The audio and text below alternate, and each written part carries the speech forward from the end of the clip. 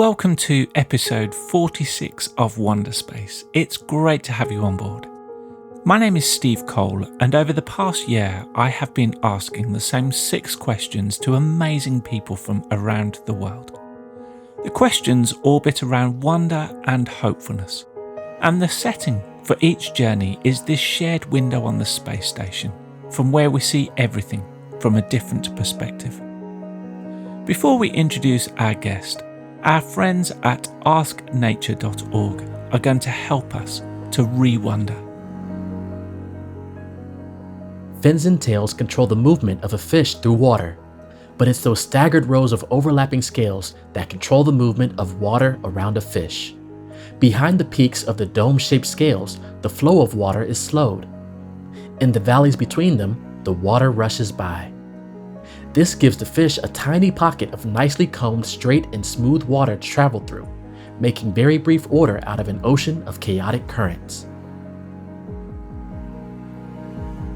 Our orbit this week will take us from the Middle East to Kazakhstan, and to experience these views with us in this ultimate window seat, we welcome Huda Jawad. Huda was born in Baghdad, has a master's in international studies, and has spent much of her life working with NGOs, tackling a wide range of issues relating to social exclusion, justice, equality, and conflict resolution. Huda is currently the Co-Director of Musawah, which is a global movement for equality and justice in the Muslim family, and was nominated by our 9th guest on Wonderspace, Sara Hyde. Here is Sara telling us why she nominated Huda. I nominated Huda for Wonderspace because to know her is to love her, and she is such an inspiring person. I just thought as many people as possible need to hear about this passionate, smart, wonderful woman's brilliant activism, life-changing activism and innovative ideas. When I'm a grown-up, I'd like to be like Huda. She's amazing. I hope you enjoy her episode. The full-length interview can be found on the Wonderspace podcast, which you will find on our website and on most podcast platforms. For this shortened video orbit, Huda answers 3 of our 6 questions and starts by giving us a glimpse into her life story so far, with an emphasis on what she is doing currently.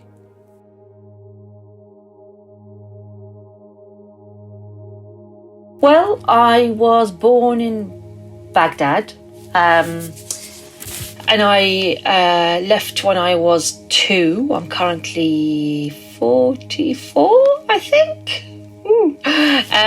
My parents were political activists, so they ran away and fled, and I fled with them. So I guess I'm a refugee. I'm a child carer. My mum got sick and nearly died when I was 7, and I ended up being carer for my family and my younger sisters. At the age of 7, we moved around again to Abu Dhabi, and then lived a very interesting life and privileged life. My parents, one was a teacher, and my dad was a telecoms engineer that set up all the kind of infrastructure for what is now Dubai and, United Arab Emirates, etc. But the war in Iraq and Iran broke out, and we were seen as fifth columnists because we belonged to the wrong side and the wrong type of Muslim. And so we had to run away again. And we came to Syria. And in Syria, Mum and Dad wanted a better life for their children. And so we came to the UK in 1988. I think I turned 11 here. I kind of went through, high school without a word of English, and then managed to get myself into university and did a psychology and sociology degree. And then I did a master's in international studies and diplomacy. I worked on, conflict resolution and politics on the Middle East. And then I had a baby, and then I had to change jobs, and I stumbled upon feminism. and I had my feminist awakening in my first job after having my child, which was in a domestic violence charity in London. At the moment, my life's work is about working on gender equality, feminism, anti-oppression, anti-racism. The most recent thing I've done that's caught kind of some public imagination was the campaign to end racists from football stadiums for life. So we have a petition that got 1.2 million signatories, and I am one of the 3 Hijabis. And also in my current role as the Co-Director of Musawah, which is the organisation that is attempting and trying very hard to, and succeeding hopefully, in being the global movement for equality in the Muslim family. And we try to bring about feminist interpretations of Islamic cultural and religious understandings, so that women's place in Muslim countries is enhanced using theology as a way of liberating women rather than it being appropriated by patriarchy to oppress them. And that's, what I do.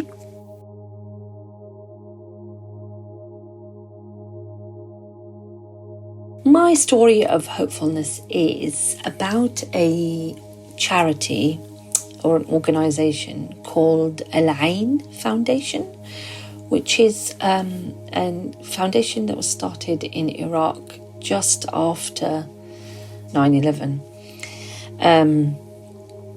And it's what makes it a different charity to all the other amazing work that is being done on the ground across the world in places of conflict is that it really it catches the imagination, because it works to bring joy, particularly for children. One of the things that they do is they create toy shops for children who have particularly been affected by war. So what they do is they ask people to donate brand new toys, or possibly very good condition toys, and then they set up toy shops for these children to go in and choose a toy without having to pay for it, obviously. One of the things that I love about Al-ayn is that they try to connect the diaspora with the people living on the ground in Iraq. They get people who live in the West to train, support, and provide expertise to professionals on the ground. They also think from a trauma-informed perspective, which is really, really important in these places. And I think a lot of charities tend to think disaster relief or conflict relief is about providing tents and, medical facilities, which is very, very important. But I think with Al-ayn, they're really there for the long term. And with Al-ayn, they try to give them the best that there is in terms of the best medical care, the latest sort of treatments and methods. They really make sure that those who are receiving the funds maintain their sense of dignity and kind of pride without them needing to be grateful or kind of ashamed for seeking help.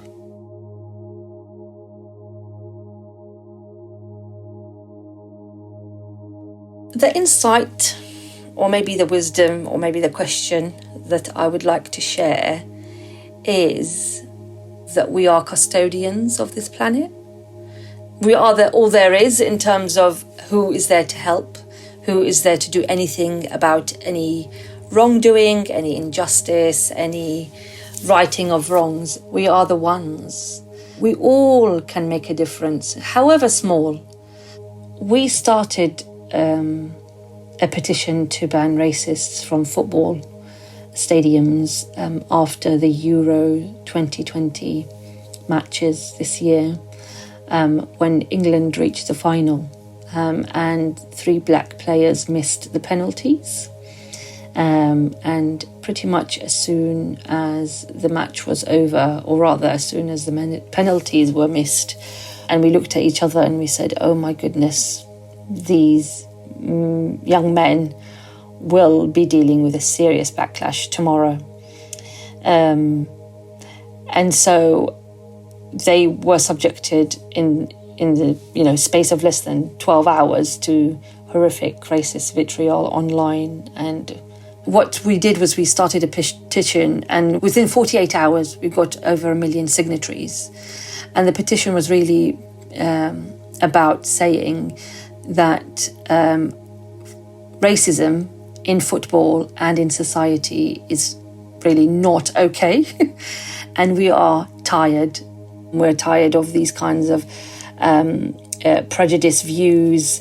And this really call to action came through this petition that we set up. And I think people really answered the call. We were so inspired by people from all walks of life who we've never met before, that we'll never meet, we'll never see, kind of heeded this call. And we know we're 3 ordinary Muslim women, who were watching football together after a series of horrible lockdowns and a year in which we were impacted by the coronavirus. And we didn't think anything of it. We didn't think it would explode in the way that it did. But that is the wisdom that I'd like to share with everybody, is that we are so powerful together and we can make change. All it takes is for people, ordinary people, to stand up and say, I'm not having that. Who wants to help me to change things? And looking at the earth, I'm just reminded of how much closeness and love I feel for everybody who I will never know.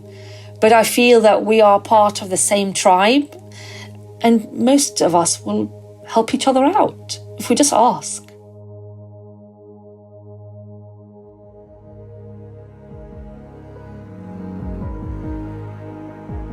To find out more about the work of Musawah, go to musawah.org. In her story of hopefulness, Huda spoke about the amazing work of Al-ayn. To find out more, go to al-ayn.co.uk. To listen to the previous 45 episodes of Wonderspace, including the wonderful Sara Hyde, who nominated Huda, go to ourwonder.space. I want to thank Huda for joining us on this Wonderspace, and I hope you can join us next week for more wonders and stories of hopefulness.